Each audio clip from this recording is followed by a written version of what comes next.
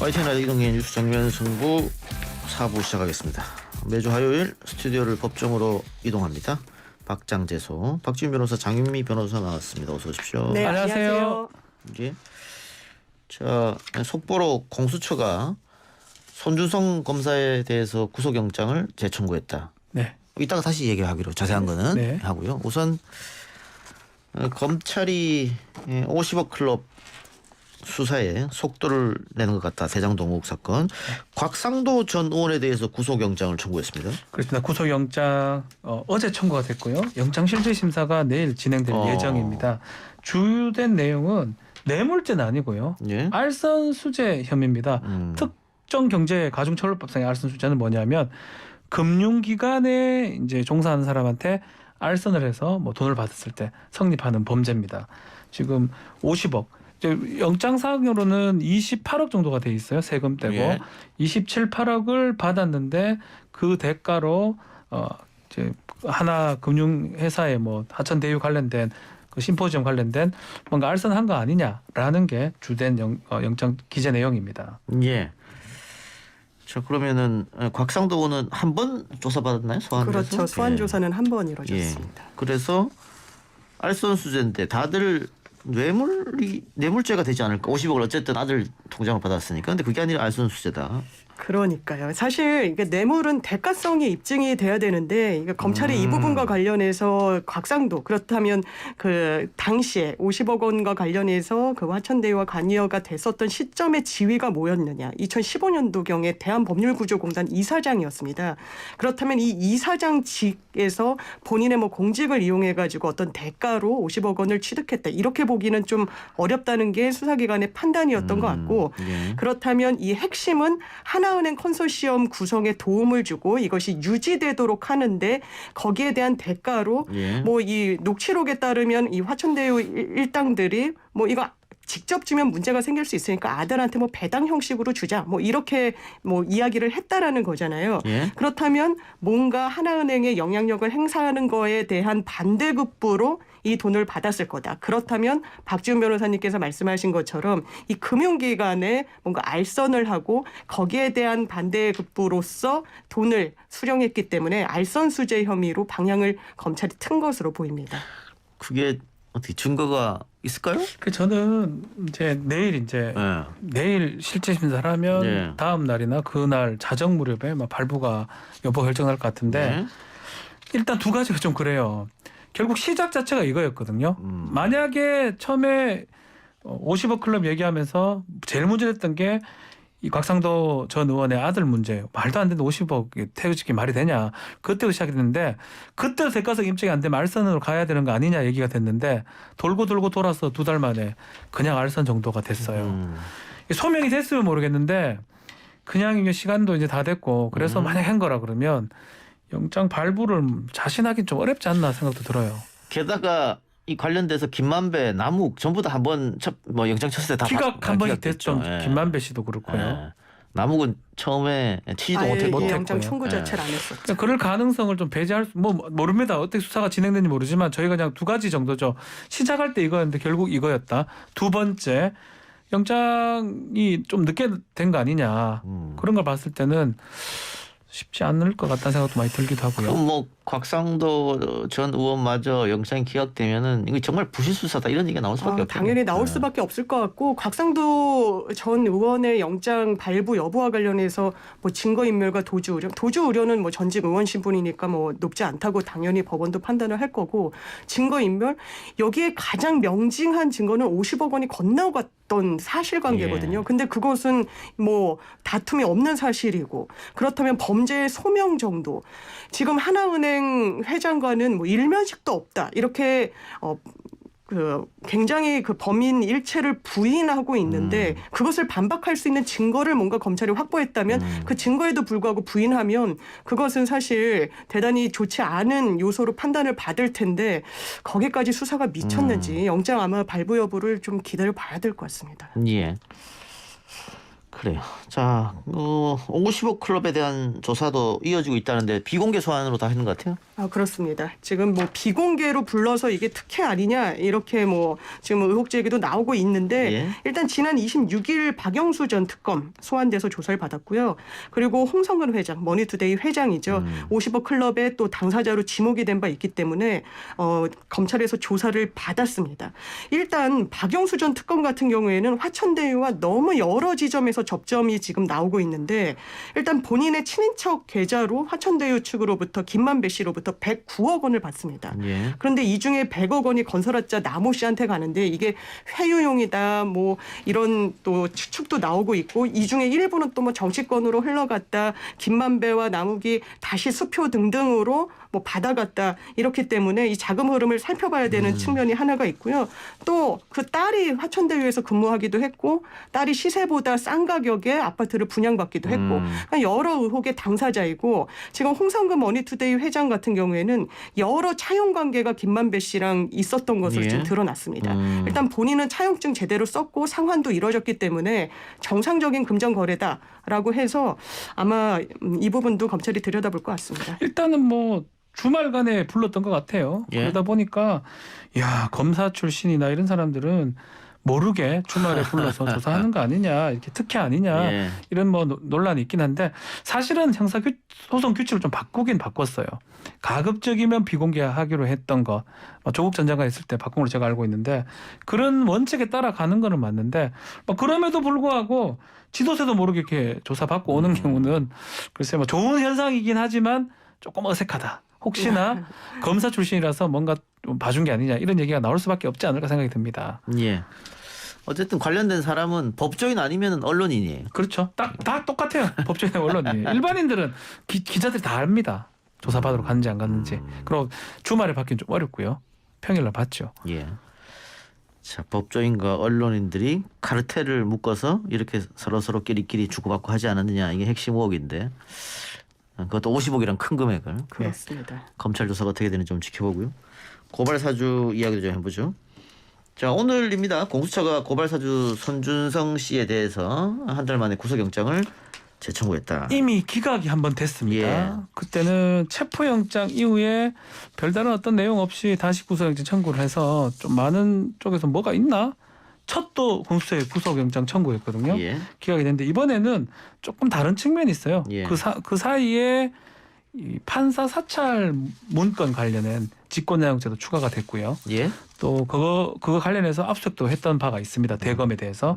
그래서 아마 그런 것들 합쳐가지고 구속영장을 지금 재청구를 했고요. 2일 날이죠. 그 목요일인가요? 목요일 날 심사가 예. 영장 심사가 진행이 됩니다. 자, 어쨌든 이번에 그 영장에는 아마 손준성 보냄 이게 고발장 확실히 손준성이 만들었다. 이렇게 본 것 같습니다. 그러면 네. 이걸 전달받은 김웅 의원에 대해서는 뭐 어떻게 됩니까? 사실 김웅 의원에 대해서는 추가 소환 조사 없이 아마 불기소할 수도 있다. 뭐 이런 뭐 예측 기사, 전망 기사도 나오기도 했는데 사실 지금 손준성, 김웅에서 조성원으로 갔다는 그 텔레그램 자체는 전혀 조작되지가 예. 않았다라고 검찰에서 결론을 내렸고 공수처로 이 사건을 이첩했거든요. 예.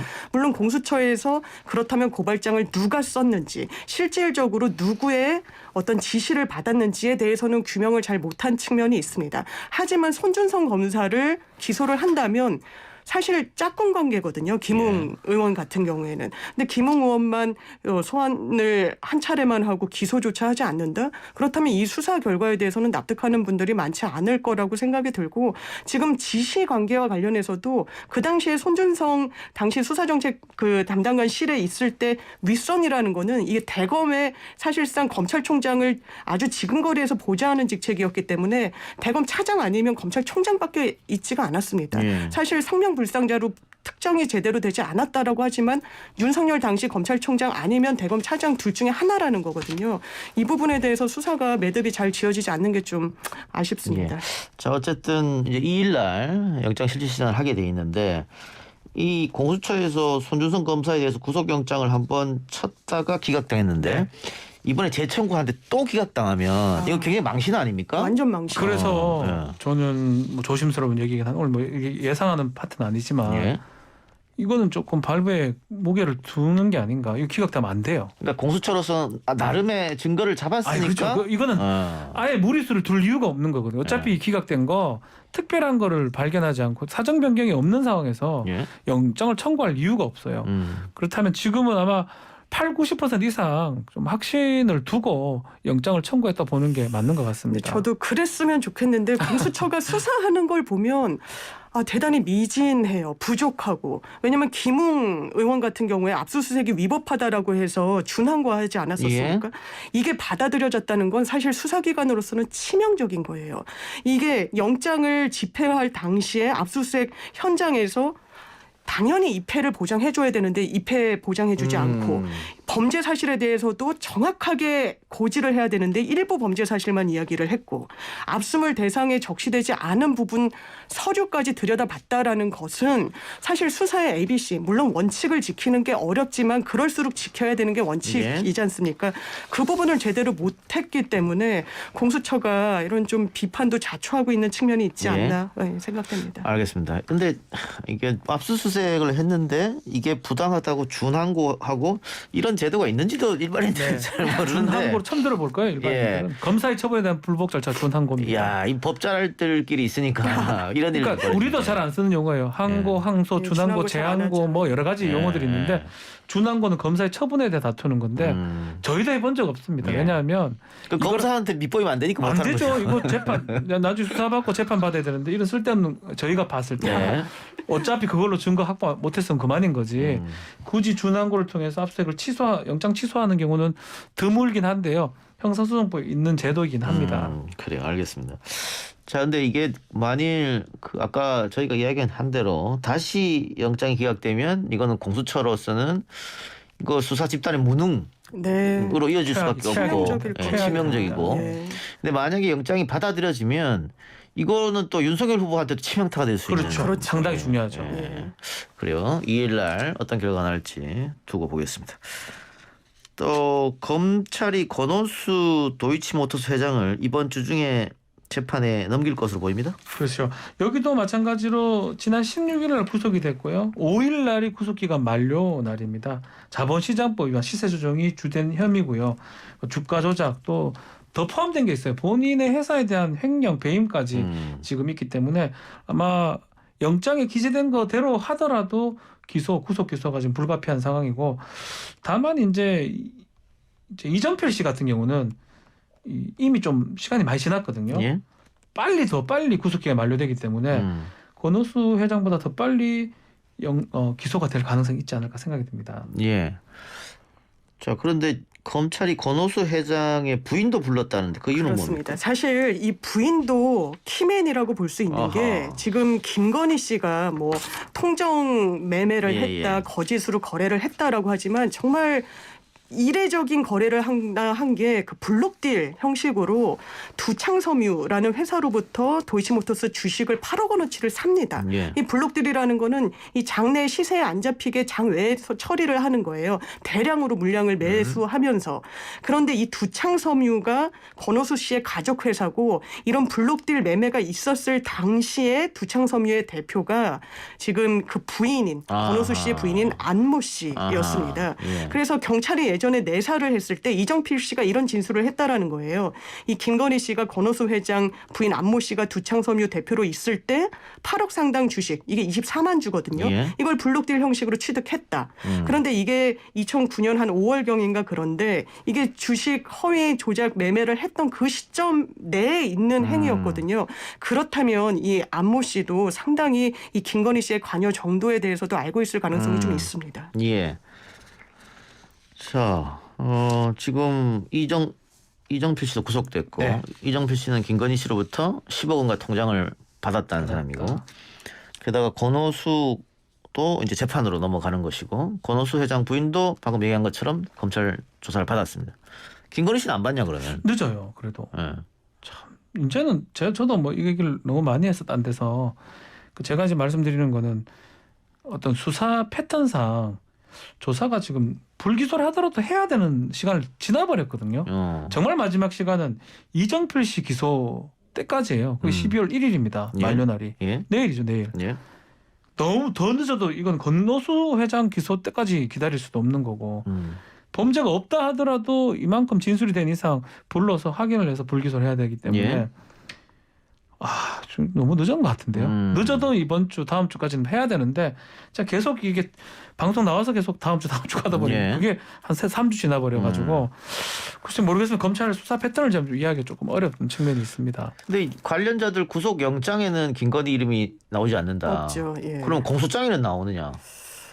지금 이정필 씨 공소장에는 뭐 없다는 얘기 같고 그럼 권오수 회장 공소장에 들어갈 거냐 마냐가 지금 핵심인데 지금 김건희 씨를 수사 선상에 올린 거는 이건 정치적인 공세가 아닙니다. 예. 이 수사가 촉발된 건 또 다른 전주 역할을 했던 자가 본인의 처벌을 감수하면서까지 이 사건의 실체를 수사기관에 알렸기 때문이에요. 그렇다면 이 부분과 관련해서 단순히 어떤 정상 거래를 했고 믿고 뭐 골드만삭스 출신 금융인에게 맡겼는데 손해를 봐서 단순히 뺀 선량한 투자자다 이렇게 보기는 너무 어려운 많은 흔적들이 있습니다. 본인의 어머니와 거래를 하고 본인 어머니와 이런 대량의 주식 거래를 하는 사람은 거의 없습니다. 예. 어떤 의도가 있지 않은 이상 IP와 관련해서 소위 말하는 선수들과 접속 그 기록이 동일하고 그렇다면 이 부분이 사실 큰 공백이고 구멍인데 소환조차 하지 않는다. 그리고 부르지 않고 영장에 적시하지 않는다. 그렇다면 이거 통상의 수사 관행대로 하지 않았다라는 판단밖에 받을 수 없게 될 겁니다. 박지훈 변호사 제 봤을 말이 그 때는 말씀이에요. 검찰이 지금 눈치를 보고 있다 정치권을. 왜냐하면 뭐 검사도 이제 문제가 된 그 사람 아니냐라는 의혹도 있어요. 윤석열의 사단이라는 거 불렸던 사람 아니냐 하는 예. 검사가 더더욱이나 윤석열 후보가 지금 대선 레이스에 지금 판국이고 김건희 씨의 어떤 소환, 김건희 씨의 기소 결정사가 될 수가 있습니다. 그러다 보니까 고민의 고민, 장고를 지금 하고 있는 상황이 아닌가. 왜냐하면 장 변호사도 하고 저도 말하지만 그냥 이거 아주 기본적인 패턴입니다. 키든지 아닌지 불러서 확인을 해야 되거든요. 벌써 했었어야 되는데 아직까지 붙잡고 있다는 것 자체가 조금 이해하기 어려운 상황입니다. 그 대장동 건처럼 주말에 아무도 모르게 불렀을 수도 있잖아요. 그래서 이미 부른 게 아닌가라는 생각도 그렇죠. 들고 너무 실기했기 때문에 늦었기 때문에 예. 알겠습니다. 예, 좀 지켜보기로 하고요. 자, 국민대가 김건희 씨 박사학위 수여 과정에 대한 조사 결과를 오늘 교육부에 발송할 예정이다. 직인 네. 위조 여부에 대해서도 확인했다. 근데 이게 뭐 봉탄에 들어서 내용은 확인 못했다 이런 얘기가 있던데. 내용은 못 봤다는 거고 지금 국민대가 어쨌든 자체 조사 결과를 내려서 그 조사 결과 내용에는 이른바 이 멤버 유지 논문이라고 해서 이 멤버를 유지한다는 걸 유지라고 영문으로 써서 굉장히 좀 조롱의 대상이 됐던 그 논문인데요.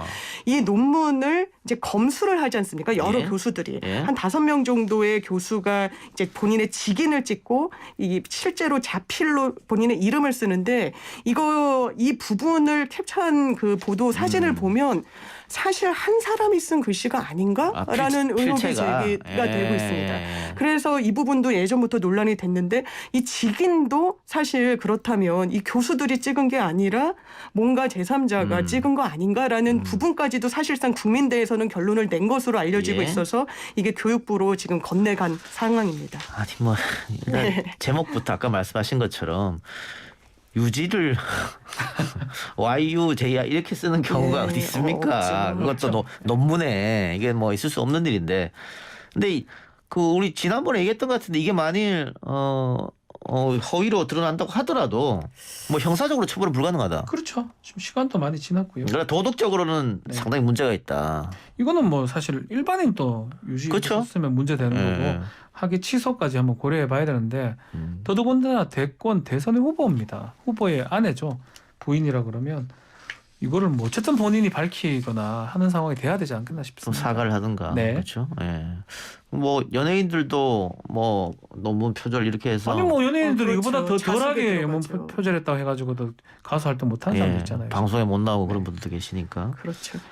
윤석열 후보의 장모 최 씨에게 공흥지구 개발사업 특혜 의혹이 제기됐는데 이거는 뭐 처음에 뭐 개발부터 분양부터 모든 게 다 특혜로 얼룩졌다 뭐 이런 주장 같습니다. 그렇습니다. 실제로 상당히 좀 이상한 부분이 많아요. 이 부분도 이거 윤석열 그 후보의 처가의 가족 회사가 양평 공흥지구의 아파트 개발 사업에 뛰어듭니다.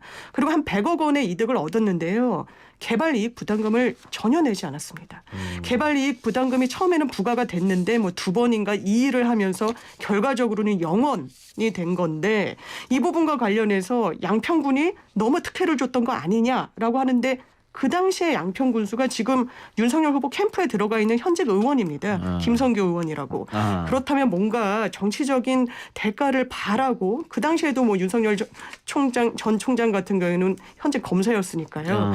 그래서 이런 좀 이례적인 특혜를 준 거 아닌가 해서 또 오늘 시민단체가 고발한 상황입니다. 그러니까 양평 군수가 지금의 국민의힘의 김성교 의원, 맞습니다. 윤석열 캠프에 들어가 있었죠. 네.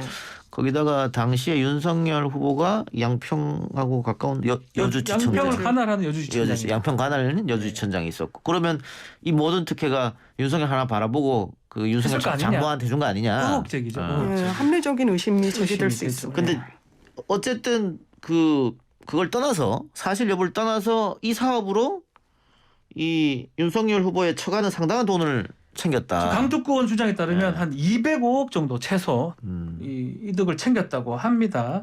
지금 토지를 그 당시 99.8% 갖고 있었어요. 예. 최은순 일가 그 회사에서 0.2%는 뭐 아마 토지 그 도로 정도인 것 같아요. 거의 독점하고 있었다고 봐야 되겠죠. 예. 그게 민간에서 LH 할부에 민간을 함으로써 예. 토지 이익이 한 105억 정도 되고요. 또 100억 손수익 더해서 205억 정도 최소 얻었으면 뭐 얻는 건 얻을 수 있어요. 뭐 돈 벌려고 땅 사고 하는 거니까요. 근데 문제는 강덕구 의원 주장에 따르면 그만큼 이익을 얻었으면 우리 법상으로 개발 부담금을 내야 돼요. 예. 한 20에서 25%. 예.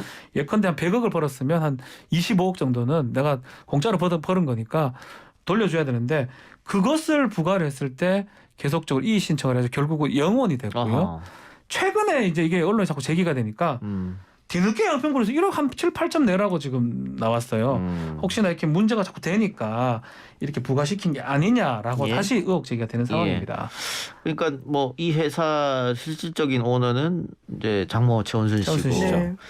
또 관련해서 김건희 씨가 이사로 등재돼 있어요. 네. 등기사로요. 가족 회사다. 가족 회사. 그러니까 이 가족들이 다 여기에 대한 어떤 혜택을 받지 않았냐. 이게 이제 민주당의 주장인 것 같고 그러면서 대장동의 축소판 사건이라고 볼 수 있는데 네. 왜 우리 언론은 이걸 다루지 않느냐. 아무도 안 다룹니다. 예. 근데 그럼 여기에서는 그러면 이 지금 고발하면 어떻게 되는 거예요? 이것도 수사를 또 해야죠. 대장동만큼 큰 뭐 대단히 개발 규모를 가진 곳은 아니긴 예. 했지만 그래도 이거는 사실 대단히 이상합니다. 개발이익 부담금 100억 원 그리고 토지 시세 차익으로도 한 100억을 더 벌었다는 거잖아요. 그런데 이익 부담금을 전혀 내지 않았다. 그 당시에 양평군수가 또 현역 의원으로 캠프에 들어가 있다. 이거는 당연히 들여다봐야 되는 사안입니다. 당연히 들여다봐야 됩니다만 지금 대선이 100일도 안 남은 상황에서 검찰이 이걸 사건 배당해서 대선 전까지 결론을 낼 수 있을까 저는 불가능하다고 보고요. 만만치 않을 것 같습니다. 예. 그 사건을 배당하는 것 자체가 대선 뒤로 미뤄지지 않을까.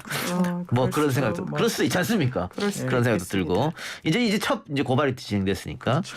이것도 이제 오랜 시간을 두고 지켜봐야 할 것 같습니다. 오늘 두 분 말씀은 여기에서 마무리하겠습니다. 지금까지 박지윤 변호사, 장윤미 변호사와 함께했습니다. 수고하셨습니다. 네, 감사합니다. 감사합니다.